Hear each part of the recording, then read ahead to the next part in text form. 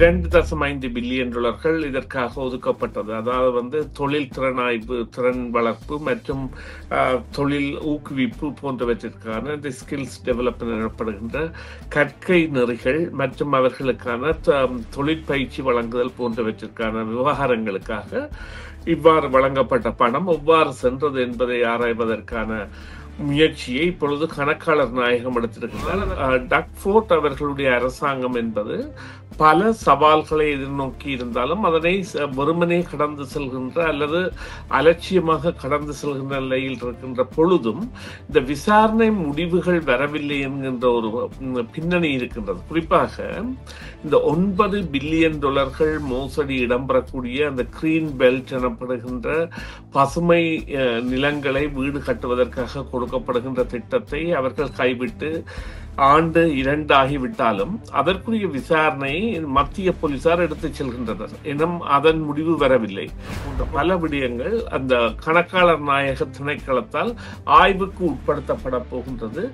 இது சாதாரணமாக மத்திய அரசாங்கங்களை விட இவர் டக்ஃபோர்ட் அவர்களின் அரசாங்கத்தின் மேல் அதிகமாக நடத்தப்படுவதற்கான காரணம் இந்த அவரது குலாம் அல்லது அவர் சார்ந்த நபர்களால் இது தவறாக பயன்படுத்தப்பட்டிருக்குமா. குறிப்பாக நன்னம்பிக்கை இல்லாத ஒரு அரசு என்கின்ற ஒரு கூதாவை கொண்டு வர முனைவதாகவே நாங்கள் பார்க்க முடிகின்றது. காரணம் இப்பொழுது அந்த கிரீன் பெல்ட் எனப்படுகின்ற அந்த பசுமை நில காணிகளின் விவகாரமே இன்னும் மத்திய போலீசாரின் விசாரணை முடிவு பெறவில்லை. சில வேளைகளில் அந்த விசாரணை பல முடிவுகளை கொண்டுள்ளலாம் என்றால் பலரும் அதில் பணம் போட்டிருக்கின்றார்கள் அல்லது பலரும் அதில் இணைந்து செயற்பட்டிருக்கின்றார்கள் என்ற கருத்தியல் இருக்கின்றது.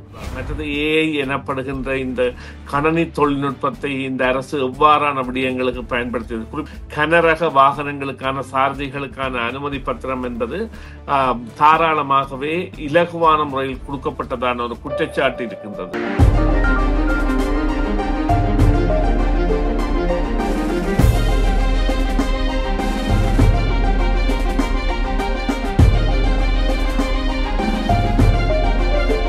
இன்றைய தினம் ஃபோர்ட் அரசாங்கம் கொடுத்திருக்கக்கூடிய $2.5 மில்லியன் பெறுமதியான இந்த கவர்மெண்ட் ஃபண்டிங் ப்ரோக்ராம், ஒரு ஸ்கில் டெவலப்மெண்ட்டுக்காக செய்திருக்கக்கூடிய இந்த ஃபண்டிங் தொடர்பான ஒரு ரிவ்யூவினை, ஒரு மீளாய்வு அறிக்கையினை சமர்ப்பிக்க போகிறோம் என்கிற தகவல் வெளியாகி இருக்கிறது.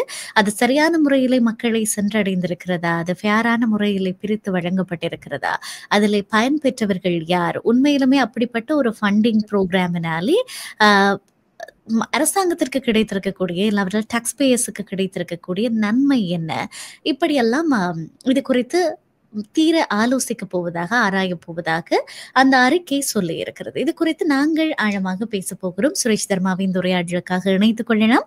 வணக்கம் தர்மா. வணக்கம். வணக்கம் பிரியா. வணக்கம் நேர்களே. மற்றொரு உரையாடலே உங்களை இணைத்துக் கொள்வதிலே மகிழ்ச்சி தர்மா. நான் ஏற்கனவே சொன்னது போல இந்த வழங்கப்பட்டிருக்கக்கூடிய ஸ்கில் டெவலப்மெண்ட் ப்ரோக்ராம்களுக்கான அரசாங்க நிதி உதவி, கவர்மெண்ட் கிராண்ட் குறித்த இந்த மறுபரிசீலனை இல்லாவிட்டால் பரிசீலனை அறிக்கை ரிவ்யூ வெளியிட போவதாக சொல்லி இருக்கிறார்கள். உண்மையிலுமே இந்த நிதியினாலே பயன் பெற்றவர்கள் யார்? ஏதேனும் குழுக்கள் இருக்கிறார்களா, இல்லாவிட்டால் இது யாரை உண்மையிலே சென்று சேர்ந்திருக்கிறது?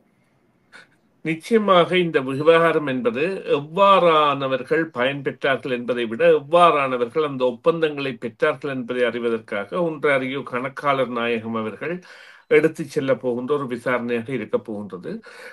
$2.5 பில்லியன் இதற்காக ஒதுக்கப்பட்டது. அதாவது தொழில் திறனாய்வு, திறன் வளர்ப்பு மற்றும் தொழில் ஊக்குவிப்பு போன்றவற்றிற்கான இந்த ஸ்கில்ஸ் டெவலப்மெண்ட் எனப்படுகின்ற கற்கை நெறிகள் மற்றும் அவர்களுக்கான தொழிற்பயிற்சி வழங்குதல் போன்றவற்றிற்கான விவகாரங்களுக்காக இவ்வாறு வழங்கப்பட்ட பணம் எவ்வாறு சென்றது என்பதை ஆராய்வதற்கான முயற்சியை இப்பொழுது கணக்காளர் நாயகம் எடுத்திருக்கின்றார். அதற்கான காரணம் என்னவென்று சொன்னால், இந்த லொபிஸ்ட் எனப்படுகின்ற, அதாவது இந்த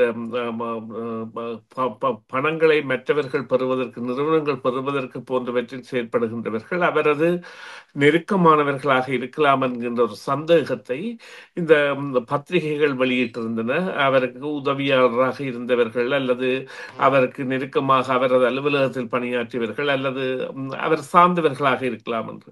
உண்மையிலேயே நாங்கள் பார்க்க போனால் டக்ஃபோர்ட் அவர்களுடைய அரசாங்கம் என்பது பல சவால்களை எதிர்நோக்கி இருந்தாலும் அதனை வெறுமனே கடந்து செல்கின்ற அல்லது அலட்சியமாக கடந்து செல்கின்ற நிலையில் இருக்கின்ற பொழுதும் இந்த விசாரணை முடிவுகள் வரவில்லை என்கின்ற ஒரு பின்னணி இருக்கின்றது. குறிப்பாக இந்த $9 பில்லியன் மோசடி இடம்பெறக்கூடிய அந்த கிரீன் பெல்ட் எனப்படுகின்ற பசுமை நிலங்களை வீடு கட்டுவதற்காக கொடுக்கப்படுகின்ற திட்டத்தை அவர்கள் கைவிட்டு ஆண்டு 2 ஆகிவிட்டாலும் அதற்குரிய விசாரணை மத்திய போலீசார் எடுத்துச் செல்கின்றனர். எனும் அதன் முடிவு வரவில்லை. அப்பொழுது RCMP என்பவர்கள் எடுத்துச் செல்கின்றார்கள். அதே போல இப்பொழுது இந்த விசாரணை வந்திருக்கின்றது. இதே போல பல விசாரணைகள், கணக்காளர் நாயகம் அவர்கள் குறிப்பிட்ட விசாரணைகள் பலவாக இருக்கின்றன. குறிப்பாக இந்த பார ஓட்டுநர்களுக்கு அனுமதி பத்திரம் வழங்குதல் மற்றும் இந்த சைல்ட் கேர் எனப்படுகின்ற சிறார் பராமரிப்பிற்கான நடவடிக்கைகள் எவ்வாறு இடம்பெற்றன போன்ற பல விடயங்கள் அந்த கணக்காளர் நாயக திணைக்களத்தால் ஆய்வுக்கு உட்படுத்தப்பட போகின்றது. இது சாதாரணமாக மத்திய அரசாங்கங்களை விட இவர் டக்ஃபோர்ட் அவர்களின் அரசாங்கத்தின் மேல் அதிகமாக நடத்தப்படுவதற்கான காரணம் இந்த அவரது குலாம் அல்லது அவர் சார்ந்த நபர்களால் இது தவறாக பயன்படுத்தப்பட்டிருக்குமா. குறிப்பாக இந்த மெட்ரோலிங்ஸ் எனப்படுகின்ற மாகாணத்தின் இந்த போக்குவரத்து சம்பந்தமான நிலையம் எவ்வாறு சுரங்கப்பாதை நிலையங்களை தேர்ந்தெடுத்தது என்பதை கூட ஆராய்கின்ற திட்டத்தில் கணக்காளர் நாயகம் ஈடுபட்டிருப்பதானது நிச்சயமாக ஒரு பரந்துபட்ட நிலையில் இவரது அரசு தொடர்பான ஒரு அறிக்கையினை ஒரு வெகு விரைவில் அல்லது அடுத்த ஆண்டு ஆரம்பத்தில் நாங்கள் எதிர்பார்க்கலாம் என்று கருதலாம். நிச்சயமாக ஏன் ஃபோர்டு அரசாங்கத்தின் மீது அது வருகிறது என்று சொல்லினால், கடந்த காலங்களில் நிறைய குற்றச்சாட்டுகள் இந்த நிதி மோசடி தொடர்பாக அங்கே இருக்கக்கூடிய சட்ட விரோதமான முறைகள் அவைகள் கையாடல் செய்யப்படுவதாக எல்லாம் நிறைய குற்றச்சாட்டுகள் கடந்த காலத்தில் எழுந்திருக்கிறது. ஆக அதனுடைய ஒரு வடிவமாக கூட நாங்கள் இதை பார்க்க முடியும். அப்படியாக இருந்தால் கணக்காளர் நாயகம் அவர்கள் இதனை மறுபரிசீலனை செய்வாராக இருந்தால் என்ன மெஷர்மெண்ட்டை வைத்து அது சரியான முறையிலே ஒரு ஃபேரான முறையிலே பகிர்ந்தளிக்கப்பட்டது என்பதை அவர்கள் கணிப்பிட போகிறார்கள். ஏதேனும் அளவுகோல்கள் அதற்கு இருக்கிறதா? நிச்சயமாக அவர்கள் இது தொடர்பான கோப்புகளை ஆராய்கின்ற பொழுது அவை அதாவது நம்பிக்கையான, நேர்மையான, வெளிப்படையான பகிர்வுகள் மேற்கொள்ளப்பட்டிருக்கின்றனவா, பரிசீலிப்புகள் மேற்கொள்ளப்பட்டிருக்கின்றனவா, அதற்குரிய சான்றுகள் பெறப்பட்டிருக்கின்றனவா, இப்பொழுது ஒரு நிறுவனம் அமைக்கப்பட்டிருந்தால் அது எவ்வளவு காலம் அந்த நிறுவனம் அமைக்கப்பட்டது, அல்லது இதற்காக ஒன்றே புதிதாக தொடங்கப்பட்ட நிறுவனமா, அல்லது அவர்களுக்குரிய ரெஃபரன்ஸ் எனப்படுகின்ற பரிந்துரையாளர்கள், நாங்கள் இவர்களுடன் பணியாற்றி இருக்கின்றோம், இவர்கள் நல்ல நிறுவனம் என்கின்ற அந்த ரெஃபரன்ஸ் எல்லாம் புறப்பட வேண்டும். இது சாதாரணமாக 1 மில்லியனோ 2 மில்லியனோ இல்லை, 2.5 பில்லியன் என்கின்ற பொழுது $2,500 மில்லியன். அது யாருடைய படம் என்றால் எங்களுடையதும் உங்களுடையதும் கேட்டுக்கொண்டிருக்கிற நேயர்களுடைய படம். அவ்வாறான பணத்தின் பெறுமதி என்பது எவ்வாறு செலவழிக்கப்படுகின்றது என்பதை அறிவதற்கான கோப்புகள் திறக்கப்படுகின்ற பொழுது அதில் ஏதாவது தன்னிச்சையான நடவடிக்கைகள் எடுக்கப்பட்டிருக்கின்றன என்பது ஆராயப்படும். ஆனால் இது ஒரு நீங்கள் குறிப்பிட்டது போல இந்த நன்னம்பிக்கை இல்லாத ஒரு அரசு என்கின்ற ஒரு கூதாவை கொண்டு வர முனைவதாகவே நாங்கள் பார்க்க முடிகின்றது. காரணம், இப்பொழுது அந்த கிரீன் பெல்ட் எனப்படுகின்ற அந்த பசுமை நில காணிகளின் விவகாரமே இன்னும் மத்திய போலீசாரின் விசாரணை முடிவு பெறவில்லை. சில வேளைகளில் அந்த விசாரணை பல முடிவுகளை கொண்டுள்ளலாம் என்றால் பலரும் அதில் பணம் போட்டிருக்கின்றார்கள் அல்லது பலரும் அதில் இணைந்து செயற்பட்டிருக்கின்றார்கள் என்ற கருத்தியல் இருக்கின்றது. நிச்சயமாக. ஆக இந்த பரிசோதனை நீங்கள் சொன்னது போல இது வரி செலுத்தின மக்களினுடைய பணத்தில் இருந்து உருவாக்கப்பட்டது. இந்த திட்டம் உருவாக்கப்பட்டதுக்கான ஒரு காரணம், இங்கே ஸ்கில் ஒர்க்கர்ஸ் நிறையவே தேவைப்படுகிறார்கள் என்பதன் அடிப்படையிலே இது அரசை ஊக்குவித்து நிதி வழங்கி அந்த தேவையை நிவர்த்தி செய்வதற்கான ஒன்றாக இருந்தது. உண்மையிலுமே அதனுடைய பயன் எட்டப்பட்டிருக்கிறது என்று நீங்கள் நினைக்கிறீர்களா? வினைத்திறனான முறையிலே அந்த பணம் பயன்படுத்தப்பட்டிருக்கிறது என்று நினைக்கிறீர்களா நீங்கள்?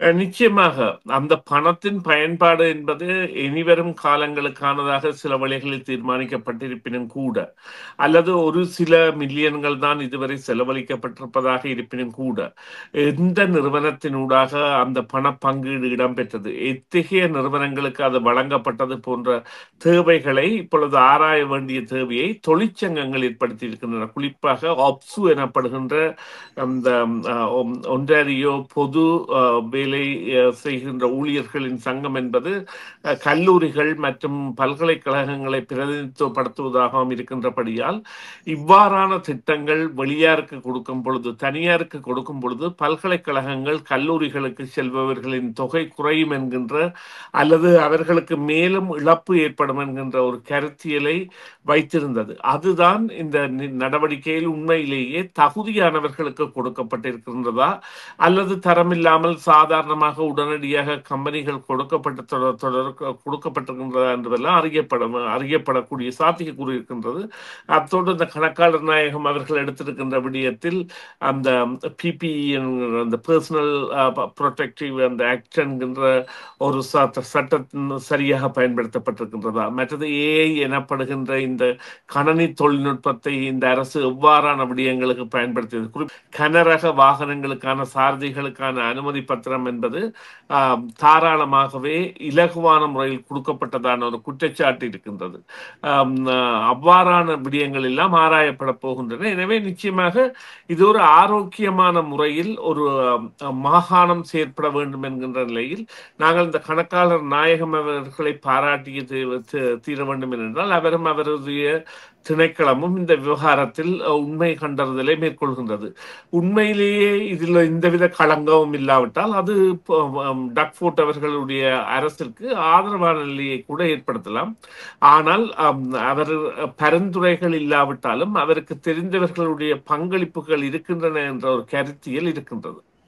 நிச்சயமாக அது உண்மையிலுமே ஆரோக்கியமான ஒரு விடயம். அவ்வாறு செய்கிற போது, மீள உறுதிப்படுத்துகிற போது, வரி செலுத்துகிற மக்களுக்குமே தங்களுடைய பணம் சரியான முறையில், இல்லாவிட்டால் ஏதோ ஒரு விதத்திலே தங்களிடத்திலேயே அது திருப்பி வருகிறது என்கிற ஒரு திருப்தி இருப்பதற்கான வாய்ப்பு அதிகம். ஆக இது வெறுமனே இந்த ஸ்கில் டெவலப்மெண்ட் ஃபண்ட் மாத்திரம்தான் மீளாய்வு செய்யப்பட போகிறதா, இல்லாவிட்டால் இதுவரைக்கும் வழங்கியிருக்கக்கூடிய வேறு வேறு நிதிகள் கூட இவ்வாறு மீளாய்வு செய்யப்படுவதற்கான வாய்ப்புகள் இருக்கிறதா? இல்ல, நான் கூறியது போல சில விடயங்கள், metro links, family responsibility office, மற்றது பிபி ஆக்ட், மற்றது இந்த ஏஐ தொழில்நுட்ப பங்கு, அந்த அவர்களுடைய எவ்வாறான இது செய்தார்கள், மற்றது இந்த ட்ரக் வாகன சாரதிகளுக்கான அனுமதி பத்திரம் வழங்கல் போன்ற விடயங்கள் எல்லாம் எடுக்கப்படுகின்ற பொழுது அவற்றின் விளைவாக சில வேளைகளில் மேலும் மேலும் பல இந்த விசாரணைகள் இடம்பெறலாம். ஆனால் தற்போதைய நிலையில் இவைதான் இந்த மேலோட்டமாக இருக்கின்ற விடயங்களாக இருக்கின்றன. நிச்சயமாக. ஆக இதை இன்னொரு பக்கத்திலே இப்படி கூட வெளியிலே சொல்கிறார்கள். இப்படியான ஒரு கருத்துமே நிலவுகிறது. இவ்வாறான மீளாய்வுகளை செய்வது ஒரு விதத்தில் ஒரு அரசாங்கத்தின் மீதான, இல்லாவிட்டால் ஒரு பிராந்திய அரசின் மீதான நம்பிக்கையின்மையை காட்டுகிறது. இல்லாவிட்டால் அவர்களினுடைய வெளிப்படை டிரான்ஸ்பரன்சியிலே அவர்களுடைய குறைவை காட்டுகிறதாகவும் ஒரு ஒரு ஒரு பேச்சு இருக்கிறது, ஒரு கருத்து இருக்கிறது. இது பற்றி என்ன நினைக்கிறீர்கள்? இல்லை, அதுதான் உண்மை. அந்த விடயத்திற்காகத்தான் இதனை பரிசீலனை செய்கின்றார்கள். வெளிப்படைத்தன்மையும் இந்த புரோட்டோகால்ஸ் எனப்படுகின்ற நடைமுறைகளும் பயன்படுத்தப்பட்டிருந்தால் நிச்சயமாக அவை உடனடியாகவே அவர்களுடைய கண்காணிப்பிற்கு சென்றிருக்கும், அல்லது கவனத்திற்கு சென்றிருக்கும். ஒரு சாதாரணமாக இந்த சாம்பிள்ஸ் என்கின்ற வகையில் ஒரு சாதாரணமாக 100 அமைப்புகளுக்கு கொடுக்கப்பட்டிருந்தால் சில வேளைகளில் ஒரு ஃபைலை ஒரு கோப்பை எடுத்து பார்க்கின்ற பொழுது அதில் தேவையான விடயங்கள் இல்லாவிட்டால் அவர்கள் மேலதிகமான விசாரணைக்கு செல்ல வேண்டிய தேவையை அது ஏற்படுத்தும். அவ்வாறுதான் இப்பொழுது இந்த தேவை ஏற்பட்டிருக்கின்றது. அது நிச்சயமாக ஆரோக்கியமான விடயமாகத்தான் பார்க்க வேண்டும். ஆனால் அவர்களுடைய வெளிப்படைத்தன்மை இருந்திருந்தால் அல்லது உரிய நடைமுறைகள் பயன்படுத்தப்பட்டிருந்தால் இவ்வாறான விசாரணை என்பது நடைபெறாது. என்றால் இன்னும் ஒரு அமைப்பும் இருக்கின்றது. அது அந்த கமிஷனர் ஆஃப் இன்டெகிரிட்டி எனப்படுகின்ற நேர் முறை அல்லது நேர் நடத்தை, நன்னடத்தை போன்றவற்றை கண்காணிப்பதற்கான அவர்கள் கூட இந்த விடயத்தில் தலையிடக்கூடிய சாத்தியக்கூறு இருக்கின்றது. மிக்க நல்லது. அவ்வாறான ஒரு ஆரோக்கியமான மறுபரிசீலனை என்பது பொறுத்திருந்து பார்க்கலாம். என்ன மாதிரியான வெளிப்பாடுகளை, முடிவுகளை இது கொண்டு வந்து தரப்போகிறது என்று. மிக்க நன்றி சுரேஷ் தர்மா. இது பற்றி மேலதிகமாக எங்களோடு சொல்லுவதற்கு ஏதாவது இருக்கிறதா இந்த அறிக்கை குறித்து? இல்லை, பொறுத்திருந்து பார்ப்போம். போதுமான அளவுக்கு நாங்கள் இது குறித்து உரையாடி விட்டோம். இதற்கு தேவையான அளவு உரையாடி விட்டோம். மிக்க நன்றி சுரேஷ் சர்மா, இந்த உரையாடலில் இணைந்தமைக்காக. நன்றி பிரியா, நன்றி நேர்களே. மீண்டும் ஒரு பொழுதில் சந்திப்போம். டிவிஐ யூடியூப் சேனலில் இணைந்திருக்கும் நேர்கள் அனைவருக்கும் எமது நன்றி.